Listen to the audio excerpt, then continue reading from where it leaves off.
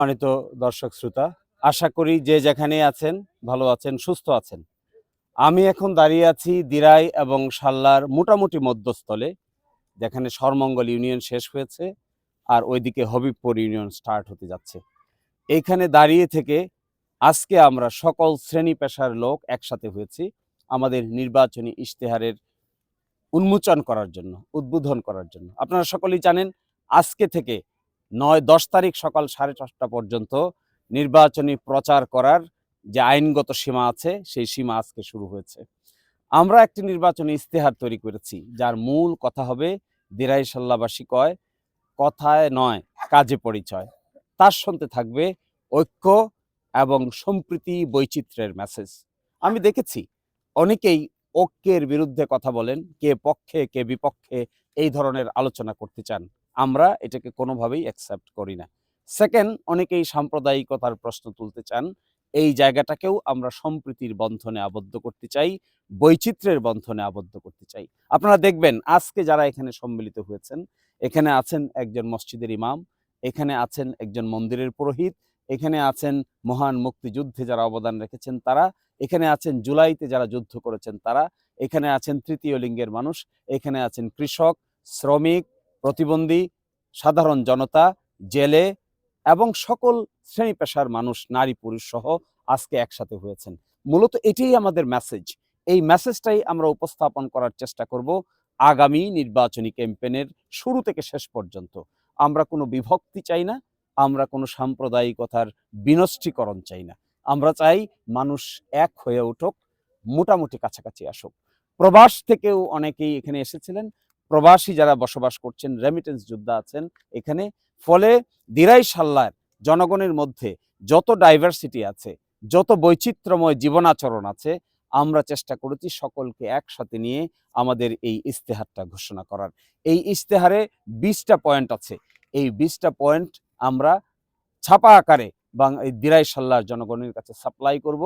এরপরে আরেকটা বই আমার কাছে আছে যেটা আরো অত্যন্ত ডিটেইল বিস্তারিত, কোন ইউনিয়নের কোন রাস্তা কোন দিকে যাওয়া দরকার, কোন জায়গায় মন্দির হওয়া দরকার, কোন জায়গায় মসজিদ হওয়া দরকার, কোন জায়গায় মাদ্রাসা হওয়া দরকার, কোন জায়গায় আসলে কবরস্থান হওয়া দরকার, কোন জায়গায় শ্মশানঘাট হওয়া দরকার, এবং কোন শ্মশানঘাটটা কি হালতে আছে, কি অবস্থায় আছে, এ নিয়ে প্রায় ৩৫০ পৃষ্ঠার আরেকটি বই আছে।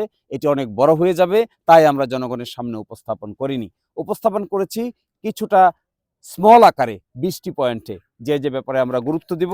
তার মধ্যে একটি হলো দুর্নীতি দমন ও প্রতিরোধ, আরেকটি আছে বেকারত্ব দূরীকরণ, শিক্ষা ও দক্ষতা উন্নয়ন, স্বাস্থ্য ও চিকিৎসা সেবার উন্নয়ন, যাতায়াত ও অবকাঠামোগত উন্নয়ন, প্রশাসনিক উন্নয়ন, আইন শৃঙ্খলা ও নিরাপত্তার ব্যবস্থা করা, কৃষি ও কৃষি কল্যাণ সংক্রান্ত আমাদের করণীয়, পরিবেশ ও জলবায়ু যেন দূষিত না হয় সেই জন্য আমাদের করণীয়, তথ্য প্রযুক্তির উন্নয়নের জন্য করণীয়, ধর্মীয় প্রতিষ্ঠানগুলোতে হিন্দু মুসলিম নির্বিশেষে ধর্মীয় প্রতিষ্ঠানগুলোর উন্নয়ন, রাজনৈতিক সংস্কারের ক্ষেত্রে করণীয়, প্রবাসী কল্যাণদের জন্য কি করণীয়, নারী ও শিশুদের জন্য বিশেষভাবে কি করণীয়, গণমাধ্যমের স্বাধীনতা কিভাবে নিশ্চিত করা যায়, যুব এবং ক্রীড়ামোদীদের জন্য কি করণীয়, সাংস্কৃতিক কর্মকাণ্ডের বিকাশের জন্য কি করণীয়, মৎস্যজীবী এবং জলমহাল এই জন্য আমরা কি করব, শ্রমিকদের জন্য কি কল্যাণকর কাজ করব, বিশেষ চাহিদা সম্পন্ন যাদেরকে আমরা বলি ফিজিক্যালি চ্যালেঞ্জড বা প্রতিবন্ধী, বুদ্ধি প্রতিবন্ধী কিংবা তৃতীয় লিঙ্গের মানুষ, তাদের জন্য কি করণীয়, এর সব কিছুর বুলেট পয়েন্ট আকারে আমাদের ইশতেহারে আছে। আগামী দিনগুলোতে আমরা চাইব একতার বন্ধনে আবদ্ধ হয়ে আমরা দিরাই সাল্লাকে সাম্প্রদায়িক সম্প্রীতির বাইরে গিয়ে একটা ঐক্যের ভিত্তিতে মেসেজ গড়ে তুলতে, যেন দিরাই সাল্লার ৫ লক্ষ লোক দেশ এবং দেশের বাইরে যারা আছেন সবাই একসাথে হয়ে নতুন দিরাই সাল্লা গঠনের স্বপ্ন দেখতে পারি। আমরা যদিও সামাজিকভাবে বিভিন্ন জন বিভিন্ন কর্মের সঙ্গে যুক্ত, শেষ পর্যন্ত আমরা মাতৃভূমির উন্নয়নের ব্যাপারে একমত, মাতৃভূমিতে পরিবর্তন আনার ব্যাপারে একমত, মাতৃভূমিতে বড় ধরনের সংস্কার কর্মকাণ্ড পরিচালনার ব্যাপারে আমরা একমত। আমি আশা করি এখানে আলেম ওলামা থেকে শুরু করে একেবারে মন্দিরের পুরোহিত, মুক্তিযোদ্ধা, জুলাই যোদ্ধা, প্রবাসী রেমিটেন্স যোদ্ধা, একই সাথে আছেন শ্রমিক, জেলে, তাঁতি, ব্যবসায়ী, যুবক শ্রেণী, নারীদের প্রতিনিধি, সকলে মিলে আমরা একটা নতুন বৈচিত্র্য গড়ে তুলতে পারবো, নতুন বৈচিত্র্যের জন্য সংগ্রাম করে যাব। যারা এখানে আছেন, যারা আজকে কষ্ট করে এখানে এসেছেন উপস্থিত, সকলকেই আমি ধন্যবাদ জানাই।